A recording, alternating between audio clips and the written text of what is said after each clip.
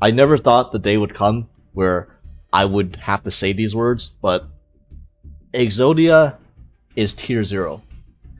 Not only is it tier 0, it is so tier 0. This is possibly the most tier 0 an event has ever been since the Labyrinth Festival like 2 years ago, if people remember that. This is just as bad. I've played 10 games so far. I played 10 games. I won 8-2. I've only lost to the mirror match. The only loss is to the mirror match. Everything else is just steamroll. If you're not playing the mirror match, it's like it's almost not worth playing. You're just getting smoked. Like these dudes not on the Millennium. These guys got smoked. They didn't even have a chance to play. Like, bruh. So, yeah. In order to combat the rise of Millennium and all these Exodia decks, because keep in mind, most people are going to be on loners, and the thing is that even if your people are on the loner version of the Exodia deck, this is far and away better than 99.9% of all playable decks in this event. It's disgusting. So, yeah. Here I have a constructed version of Exodia that I've been using, that I built my entire deck to counter Millennium Exodia. This is how dumb this is, okay? So, be ready. You're ready for a jump scare, okay?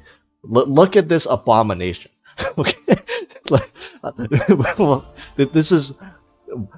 If you're playing TCG, you know how Raizio Malice format?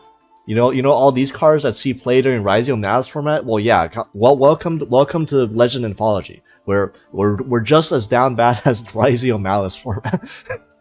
So yeah, I'm not gonna explain the Exodia or the Exodia cards or Millennium cards. I'm pretty sure if you've played the event at all, you should already be familiar with what all of these do. And I'm gonna urge you to.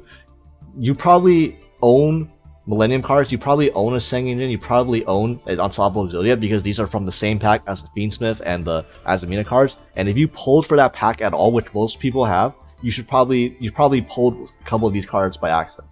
Please do not dismantle these cards yet. This is a PSA. Please do not dismantle your Exodia cards until this event is over. Okay? If you have access to a constructed Exodia deck, the event is so much easier. Like you'll breeze through the event like it's nothing.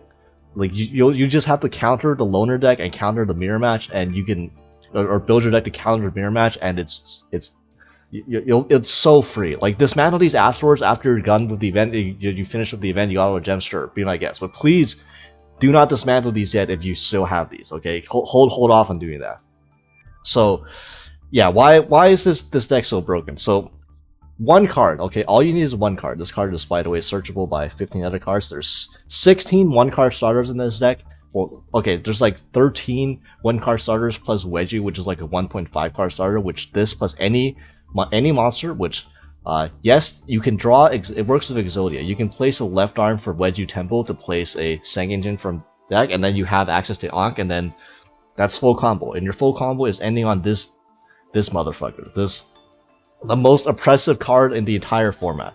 Okay, so this is a once per turn spell and trap negate, which is already that's already like strong enough in a low power format. But the fact that during the end phase, this also sets an Exod spell and trap from your deck. Wait, which one are you setting? You're setting Exod Fires of Rage. If you control a level 10 or higher Exodia monster, destroy all cards your opponent controls. So use off of one card, you get a spell and trap negate plus a board wipe quickly. This is essentially a salad end board, okay? Like you're making a salad end board off of one card that, unlike salad, cannot be hand trapped. There's no hand trap in the entire format that stops you from resolving this card. If you have this card, you activate it, there's nothing your opponent can do. Like literally nothing they can do to stop the Exodia from coming out. Okay, they might be able to Veiler the Exodia, so I guess you might not have to deal with an Exod unless they hard drew it. Which, that is a thing. Imperm doesn't work, because if you draw Imperm, Exodia is just going to negate the Imperm and then set it anyways, and you go down a card. There's no Ogre in the format, so you can't Ogre any of these monsters when you're in the spell and trap zone to special summon themselves. There's no stopping these. There's no Ash. You can't Ash any of these effects, so it's like an oppressive end board strong end board plus literally, like I mean, like the name suggests, that literally this is unstoppable. You cannot stop this dude from coming out. And about Salad, like Salad takes like 10 minutes of link climbing to make the same amount of disruptions as this deck makes with one Millennium Ankh. So, yeah, how did I choose to handle this? Well, I was playing a standard non-engine lineup, like quote-unquote standard for this format. I was playing stuff like Forbidden Chalices and DD Crows, because DD Crow was the next legal hand trap besides Baylor and Imperm that was generic. Which DD Crow is admittedly good, because DD Crow at least gives us Heart of Blue Eyes. By the way, can I just point out, Heart of Blue Eyes, why is this thing a thing? Heart of Blue Eyes basically means that going second in this mirror match is terrible. Like, not only is this a tier 0 deck, but it's a die roll. It's a completely die roll matchup. Because whoever goes first is going to win 90% of the time. Because if you have Heart of Blue Eyes set up, which you're going to have Heart of Blue Eyes, because all you have to do is hit access to Seng Engine, which Seng Engine is searchable by, again, 15 other cards in the deck. And then you add Heart of Blue Eyes, this card from Millennium Ankh gets you the Exodia, and now you have this engraved. So if your opponent special summons a level 8 or higher monster, or a monster with 3k more attack, he just sends it to the grave. So what that means in the mirror match is, if you have this in the grave, your opponent uses Millennium Ankh. After you use Millennium Ankh, you can't summon for the rest of the turn. It's like a Red Eyes Fusion thing. But as soon as they summon their Exodia, you just Heart of Blue Eyes send their Exodia to the grave, and then you automatically win. That's their only push. That's their only play. So yeah, terrible mirror match. Like, yeah, my entire tech options now were meant to beat this mirror match, essentially. So first, you notice we have cherries. I only have one copy of cherries. If you have 3 copies of cherries, boy, it is a time to bring this out, because nobody plays around cherries. Okay, technically, you can beat cherries by just activating Ankh in hand, because you can only use cherries if your opponent controls more monsters than you do. So if you just hard activate Ankh, the special Unstoppable Exodia, then, well, you can't cherries it. But nobody's playing around cherries. Everyone is going to, if they're going to open other Millennium Monsters, they're going to summon their Millennium Monster on the board first, and then they're going to activate Ankh. Then you can cherries the Unstoppable Exodia out of their deck, and then they lose. So yeah, that's one counter. Counter number 2, Ultimate Slayer. This is a fantastic card versus Unstoppable Exodia, because it's a fusion monster, so you get to activate Ultimate Slayer. They can't respond, so the Ultimate Exodia, Unstoppable Exodia goes back to their extra deck, which then turns off their Exalt, so their board wipe is off, and then you get to send a fusion monster. So you get to send a Fossil Warrior Skull Knight or a Skull Wagon thing, and then kill one of their other trap cards or destroy another monster in the field. So that's actually great. It deals with all their interruptions, except for the Heart of the Blue Eyes. You still could potentially lose to the Heart of the Blue Eyes, because that still checks the Unstoppable Exodia being summoned. This card is like the best card in mirror match. This card's I hate this card after playing this. My losses were exactly due to the Heart of the Blue Eyes making me unable to establish my own Exodia after my opponent went first. But yeah, and then next we have Metatronus. So Metatronus, if you don't know what this card does, you probably haven't played in TCG, which is fine. This is more of a slide deck option, but you target a face-up non-token monster your opponent controls. You special summon a monster from your hand, deck, or extra deck that has 2 or more of the same type or attribute or attack, and you negate its effects. And then, if you do negate that target effects monster, you get to negate the Exodia. And after, if these cards have the same name, you can banish both face down. So obviously, this requires you to own your own Unstoppable Exodia, which is why I recommended you not dismantling this. But if your opponent has their Exodia on the field and they're chilling, you can go Metatronus, special summon your own Exodia, banish both of them face down. That gets rid of their Exodia, and then it also gets rid of their Exotic Interrupter. So that's nice. It's just like 3 more copies of the Ultimate Slayer. Like, but these 2 are like the cleanest outs, I think, in the game to the Exodia. Technically, if you don't own this, you can, I think, Metatronus for Effect Veiler, but that's not as good because you can't banish them face down because they don't have the same name. But, you know, I guess it's a budget option for some reason if you still own Metatronus, but you don't have the Exodia cards. Yeah, that's... The rest is just Veiler and Impaired. Like, honestly, Veiler is probably the next best one, because Veiler at least prevents us from getting Exhaust, which Exhaust is honestly the more scary thing. A board wipe in this format, like that instant speed is I mean, if they just hold this, you can beat any deck with this. So at least preventing them from searching that with Valor is okay. Again, Imperm is kind of shit. I'm not gonna lie. Maybe like this low key Imperm might not actually be worth running, because in order for Imperm to do any, well, all Imperm does is bait out the spell and trap negate off of the Unstoppable Exodia Incarnate on your turn, which is like okay, but that's quite low impact. Meanwhile, you have you can run Santa Claus as well. Santa Claus is an option too, because Santa Claus is the only kaiju legal, and likewise it does a similar purpose with Ultimate Slayer and Metatronus in that it gets rid of the Unstoppable Exodia's body. So you not only get rid of the spell and trap negate, but you also make the Exod unusable, which is very important. But yeah, these are also, I think, Volcanic Queen, because Volcanic is legal, Volcanic Queen is also an option, but Volcanic Queen is not as good because it costs your normal summon. So yeah, those are options. Also, the Dark Hex Seal Fusion plus Millennium Eyes Restrict is a very good combo. One, that you just get a free, because these monsters you can just special summon them out willy-nilly, these Millennium monsters. You get a free body to use with Dark Hex Seal Fusion, so this is like another interruption. But this is like how you win in the mirror match going second, if you can resolve this, because having Millennium Eyes Restrict, it means it checks the heart of the Blue Eyes. So this is normally gonna stop you from doing anything relevant, because this stops your Exodia. If you can establish a Millennium Eyes Restrict before summoning out your Exodia with Ankh, then the Millennium Eyes Restrict will grab their Heart of Blue Eyes from the grave and then negate their Heart of the Blue Eyes so that it doesn't send your Exodia. That's how you can break boards with this. This also, if they somehow have a really bad hand, they didn't have access to Heart of Blue Eyes, which you probably should. You should prioritize getting Heart of Blue Eyes when you play this deck, but you can also check their Unstoppable Exodia with Millennium Eyes Restrict too.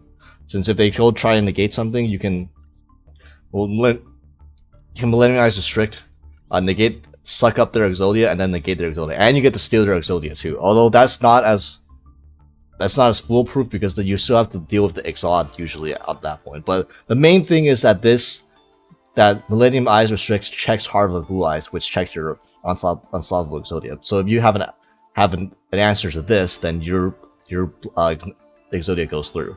So yeah, this is how you metagame for a tier 0 format. Okay, you gotta play some of the most jankiest techs you've ever seen that are still legal. Well, these aren't janky. These are the best techs that are still legal for this format, I think. So yeah, the extra deck, as you can tell, the only thing that really matters is the Millennium Eyes Restrict for the Dark Hex Seal Fusion and the Unstoppable Exodias. Ideally, you should have 3 if you're running Metatronus, just because like Metatronus eats one up, or Metatronus kind of forces you to use one up in order to resolve Metatronus. But yeah, if you have 3 of these, even better. And then the rest is just Ultimate Slayer and Cherries targets. So this is an Ultimate Slayer target. It's an Ultimate Slayer target that pops a monster, pops a spell and trap. This is a Cherries target for Melodious. It's a Cherries target for Dark Magician. This is a, I don't fucking know what, I don't know what the Cherries target for Cyber Dragon is. I feel like it might be worth it. Maybe it's better to run something for Ninja, because Ninja I think is a better deck than Cyber Dragon. But like, I don't know, like get Myzen for Cyber Dark and Dragon. I don't know, it's up to you. Like, this is kind of marginal, the Cherries targets. Wind Pegasus Adagnister is a Ultimate Slayer target for Synchro monsters. This is a Cherries target for Galaxy Eyes. This is a Ultimate Slayer target for Xyz. This is the only other monster you can really make, which is you can turn a Valor, or you can turn an Exodia piece into an Anima and do something with it. This is a Cherries target for Salad. This is a Cherries target for Marinsa. This is a Cherries target for DTD. So yeah, this is some unhinged deck building, I know, but this entire event is pretty unhinged, if I do say so myself.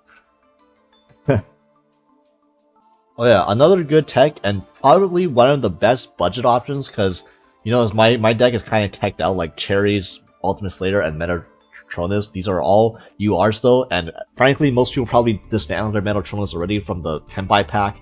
But Mad Hacker is a out to Exodia as well. If a monster is special summoned to your opponent's field, so when they summon Exodia, you get the special summon this, and then during the end phase you take control of your opponent's monster with the lowest attack, which turn 1, the monster with the lowest attack is going to be Exodia, because they didn't have a battle phase yet, so it's going to be at 0 attack. So yeah, even if they get to set the Exod, it doesn't matter, because their Exod is dead if they don't control the Exodia, because you're going to control it now, and obviously you don't have to deal with the spell and trap negate as well. Also, you can't special summon monsters from your extra precise link monster. So obviously there's a bit of restriction there, so don't play this in a deck that like needs the fusion summon or synchro summon or whatever. You mainly play this in like cyber decks, like link climbing decks, you know, stuff like Salad and Marincess, for example. You wouldn't play this in Exodia yourself. That would be really dumb. Please don't do that. Also, another issue is that if you're going first, this is obviously not as good, because your opponent's going to have a battle phase. You need an Altitude Exodia going when you're going first too. Otherwise, you're going to enter battle phase, they're going to negate your sub, they're going to attack over something, and then you can't even take control of it with the Mad Hacker probably, because you're going to have too much attack. So yeah, this is not a perfect out, so it's a little rough here and there, but it's an accessible budget option to deal with Exodia as well. Probably one of the more effective ones. Also, a second decent budget option or Exodia counter is Puppet Plant. Whoa, we're not talking about these puppets. Whoa, no, just relax. We're talking about. I literally just typed the same goddamn word into the search. We're talking about Puppet Plant, okay? This is very simple. Discard this card, take control of the Soulcaster monster your opponent controls. Take your opponent's Exodia, attack your opponent for game. That's very, very simple, okay? Once again, this has an issue of this is only good going second, it doesn't work going first, so if you have this in your hand and your opponent summons Exodia against you, this better hope you live, otherwise this isn't going to do anything for you. It's a reason why Metatronus is like honestly the best one, because this is a quick play. It means you can literally banish your opponent's Exodia when they summon it on their turn. So this is both a disruption and a board breaker, whereas most of these other options are just one or the other. They're board breaker like Puppet Plant, or they're like a preventative hand trap like Ghost Reaper and Winter Cherries. But you know, if they're already on the field, then this doesn't do anything. And if you're going first and they didn't have an Exodia on the field already, like you're going first, and cards like Puppet Plant don't do anything. So it's like it's a give or take. But I realize most people aren't going to have Metatronus, so like these are just additional options that are probably going to be fine most of the time. And yeah, obviously the Santa Claus is a thing too. So I didn't get a lot of replays with stuff actually happening, because most of the time, the moment you activate Ankh, your opponent just leaves. Which, you know, I don't blame them, but it makes it kind of difficult to make a video here. But yeah, this is an FTK. This is the best hand the deck can produce by far. So I have Millennium Ankh, I use Shield to special summon itself to search another Ankh and don't have to pay. Then I normal summon Hex Sealed Fusion. Hex Sealed with the Millennium Shield makes Millennium Eyes Restrict, which I don't know why I put in attack, to be honest. It should probably be in defense, to be honest, but whatever. There's no lightning storm in this format. And then you go Ankh, and now you have Exodia, Unsolvable, and then you set. I set one and I set Exod. This is 3 interruptions. This is a spell trap negate, a board wipe, plus a monster negate. This is literally covers all the bases. What deck is beating this format? And yeah, our opponent is playing the Volcanic deck, which this is very funny because I'm not sure the Volcanic Loner has an Alta Unstoppable Exod, because if you read their cards, all of their cards destroy.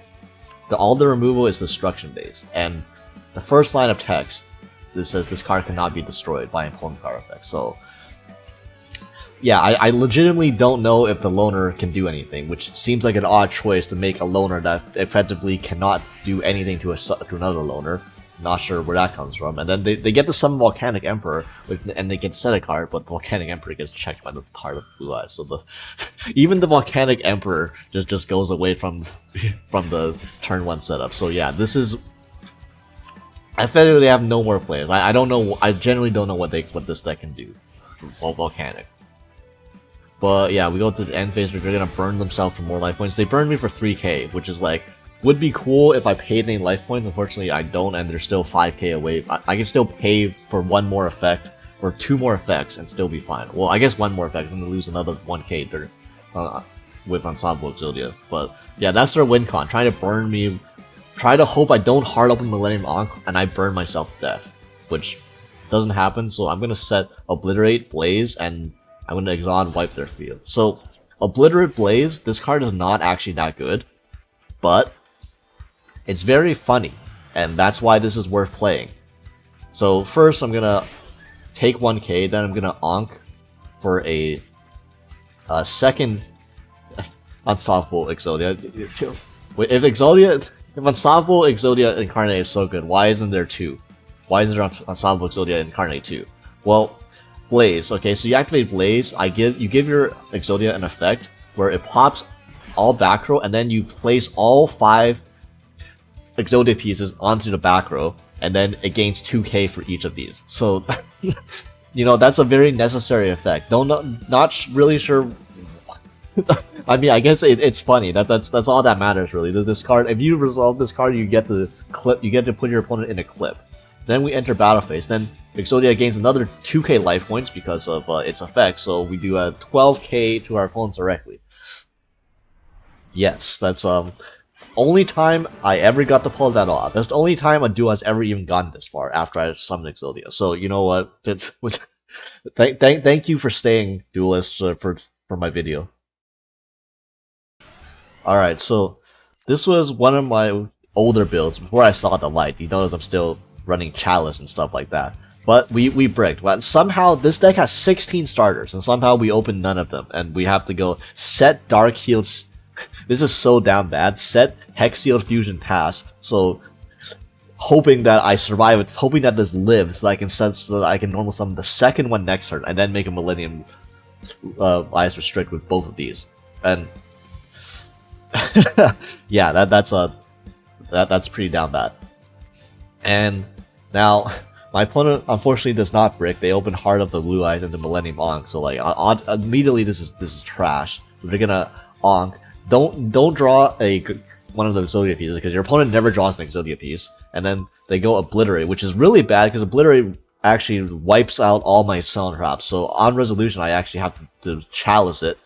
And then they're going to negate with the Chalice, obviously, and then that's good. That's where Book of Moon comes in. This is why Book is good, because Book puts the Exodia face down. So now any Exod that they hard drew is dead. They obviously can't search the Exod because it's face down. So yeah, they're going to use their bad illusion monsters. This is why these cards are bad, because this doesn't do a goddamn thing.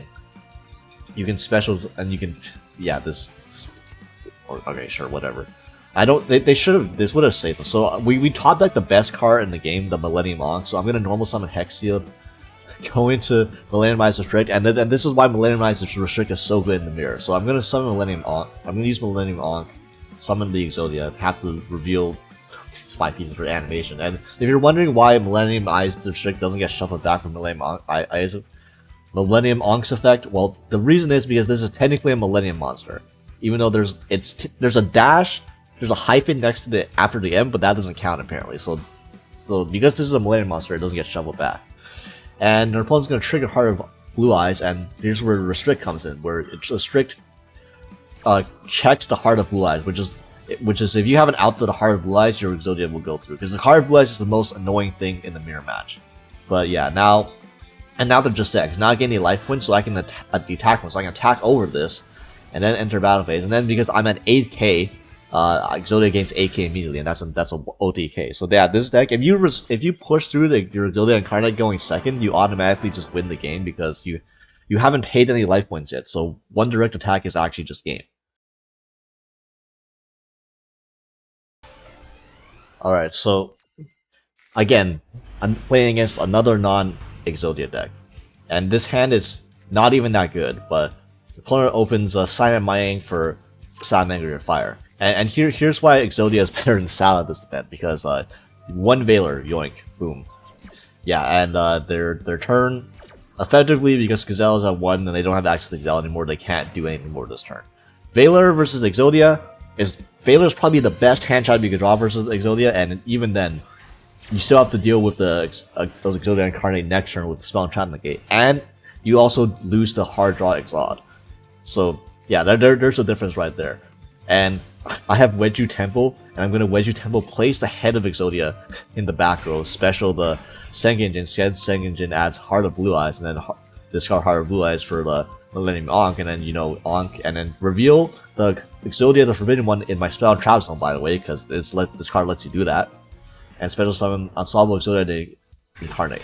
Special summon in the EMC, and then attack, and then this 55. They live with 250 life points, but at this point, I mean, how are you gonna literally how are you gonna beat this? Now, probably you should not summon Exodia in the EMZ, because I know I'm playing against Salad, but like if you're blind, Cyber Dragon does exist, so Chimera Tech Mega Fleet is an Alta Exodia if you play into it. So just don't play into it, just put Exodia in the main monster zone and you'll never have to worry about it. So yeah, not that it matters, because we have literally 3 non-engine plus Exodia plus, yeah, and their opponent hasn't, I mean, I don't even think they had a play, but even if they did, they weren't gonna do shit. So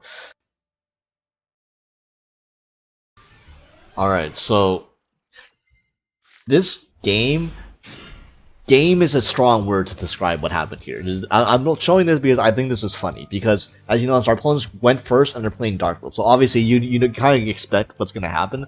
The thing is with Dark World is that I think all their main deck cards are legal, but there's no real extra deck payoff and there's no dangers. So what did it? So let's see what they do. Let's see what they cook. Okay, Archives discard Snow. Okay, Snow add Grapha.